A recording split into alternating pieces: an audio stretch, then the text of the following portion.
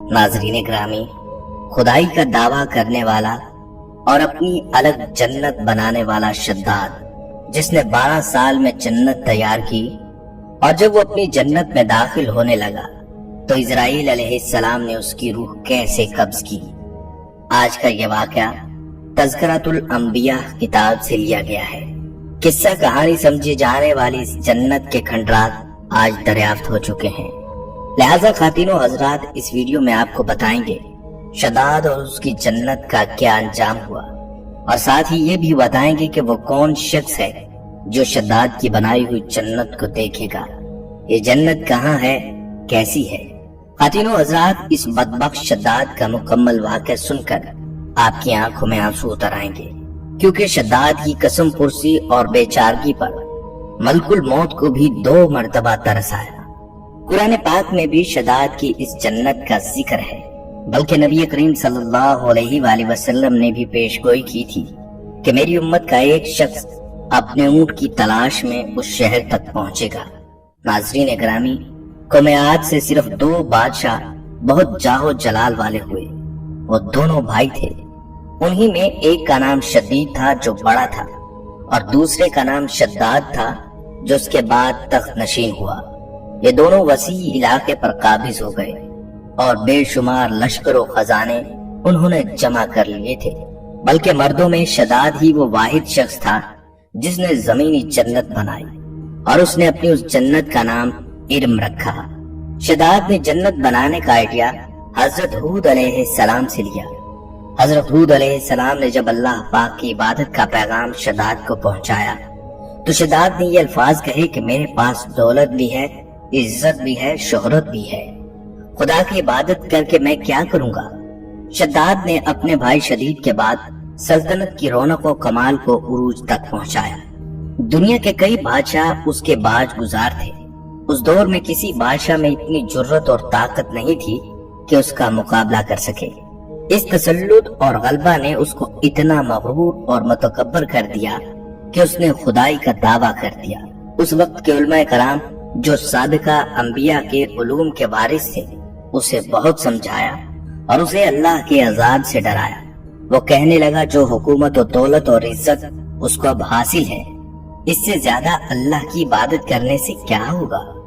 जो कोई किसी की खिदमत और अतात करता है, या तो इज्जत और मनसब की तरक्की के लिए करता है या दौलत के लिए। मुझे तो ये सब कुछ हासिल है, मुझे क्या जरूरत कि मैं किसी की इबादत करूं। समझाने वालों ने ये भी कहा यह हुकूमत और दौलत एक फानी चीज है, जबकि अल्लाह की अतात में उखरवी निजात और जन्नत का हुसूल है, जो दुनिया की हर दौलत से बेहतर और ज्यादा कीमती है। उसने पूछा ये जन्नत कैसी होती है, उसकी तारीफ और खूबी बताओ। नसीहत करने वालों ने जन्नत की वो सिफात जो अंबिया कराम की तालीमात के जरिए उनको मालूम हुई थी उसके सामने बयान की, तो उसने कहा मुझे उस जन्नत की जरूरत नहीं, ऐसी जन्नत तो मैं खुद ही दुनिया में बना सकता हूँ। लिहाजा उसने अपने अफसरों में से 100 मोतबर अफराद को बुलाया, हर एक को 1000 आदमियों पर मुकर्रर किया, और तामीर के सिलसिले में उन सब को अपना नुक्ता नजर और पसंद समझा दी। उसके बाद पूरी दुनिया में इस काम के माहिरीन को अदन भिजवाने का हुक्म दिया, और अपनी कलमे रो में सब हुक्मरानों को यह हुक्म दिया सोने चांदी की कानों से ईंटें बनवा कर भेजें, और कोहे अदन के मुत्तसिल एक मुरब्बा शहर जो 10 कोस चौड़ा और 10 कोस लंबा है बनाने का हुक्म दिया। उसकी बुनियादें इतनी गहरी खुदवाई कि पानी के करीब पहुंचा दी। फिर इन बुनियादों को संगे सुलेमानी से भरवा दिया। जब बुनियादें भरकर जमीन के बराबर हो गईं, तो उन पर सोने चांदी की ईंटों की दीवारें चुनी गईं। इन दीवारों की बुलंदी उस जमाने के गज के हिसाब से 100 गज मुकर्रर की गई। जब सूरज निकलता तो उसकी चमक से दीवारों पर निगाह नहीं ठहरती थी। यूं शहर की 4 दीवारी बनाई गई। इसके बाद 4 दीवारी के अंदर 1000 महल तामीर किए गए। हर महल 1000 सुतूनों वाला था, और हर सुतून जवाहरात से जुड़वाया गया था। फिर शहर के दरमियान में से एक नहर बनाई गई, और हर महल में से इस नहर से छोटी छोटी नहरें ले जाई गई। हर महल की दीवारें और फर्श याकूत, समुर्द, मरजान और नीलम से सजा दी गई। नहरों के किनारे पर ऐसे मसनूई दरख्त बनाए गए جن کی جڑیں سونے کی، شاخیں اور پتے زمرد کے تھے۔ ان کے پھل موتی، یاقوت اور دوسرے جواہرات کے بنوا کر ان پر ٹانگ دیے گئے۔ شہر کی دکانوں اور دیواروں کو مشک و زعفران اور عنبر و گلاب سے ثقیل کیا گیا۔ یاقوت و جواہرات کے خوبصورت پرندے چاندی کی دیواروں پر بنوائے گئے، جن پر پہرے دار اپنی اپنی باری پر آ کر پہرے کے لیے بیٹھ جاتے۔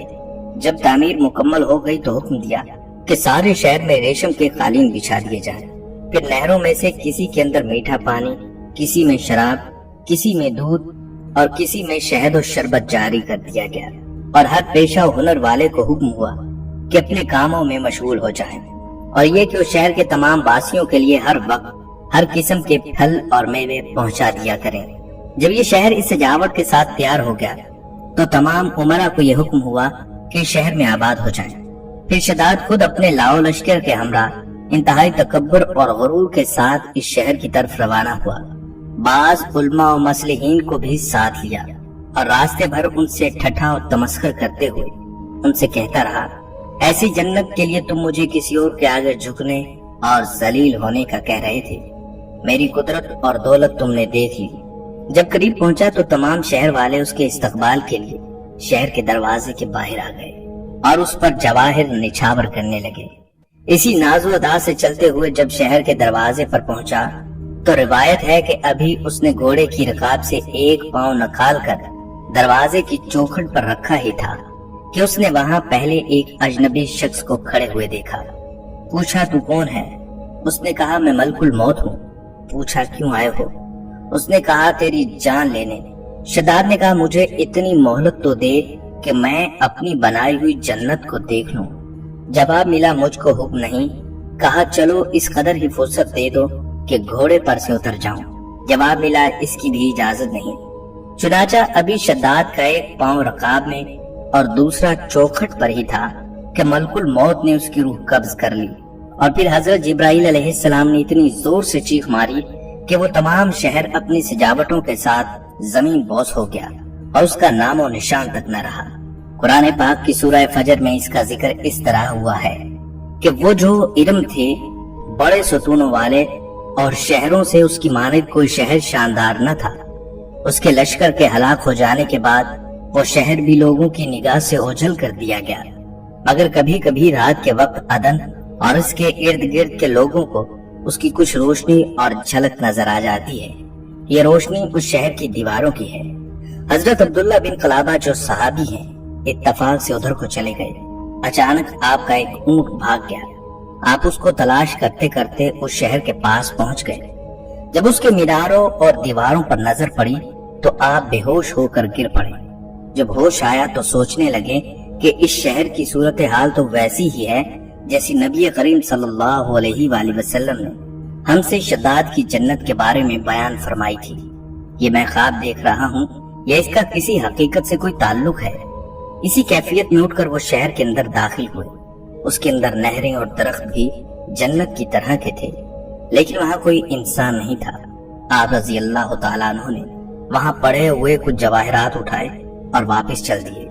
وہاں سے وہ سیدھے اس وقت کے دارالخلافہ دمشق میں پہنچے۔ حضرت امیر معاویہ رضی اللہ تعالیٰ عنہ وہاں موجود تھے۔ وہاں جو کچھ ماجرا ان کے ساتھ پیش آیا انہوں نے بیان کیا۔ حضرت امیر معاویہ نے ان سے پوچھا، وہ شہر آپ نے حالت بیداری میں دیکھا تھا کہ خواب میں؟ حضرت عبداللہ رضی اللہ تعالیٰ عنہ نے بتایا کہ بالکل بیداری میں دیکھا تھا۔ پھر اس کی ساری نشانیاں بتائیں کہ وہ عدن کے پہاڑ کی فلاں جانب اتنے فاصلے پر ہے، ایک طرف فلاں درخت اور دوسری طرف ایسا کنواں ہے، اور یہ جواہرات یاقوت نشانی کے طور پر میں وہاں سے اٹھا کر لایا ہوں۔ حضرت امیر معاویہ رضی اللہ تعالیٰ عنہ یہ ماجرا سننے کے بعد نہایت حیران ہو۔ پھر اہل علم حضرات سے اس کے بارے میں معلومات حاصل کی کہ کیا واقعی دنیا میں ایسا شہر کبھی بسایا گیا تھا جس کی اینٹیں سونے چاندی کی ہو۔ علماء کرام نے بتایا کہ ہاں، قرآن مجید میں اس کا ذکر آیا ہے، مگر اللہ تعالیٰ نے اس کو لوگوں کی نگاہوں سے چھپا دیا ہے۔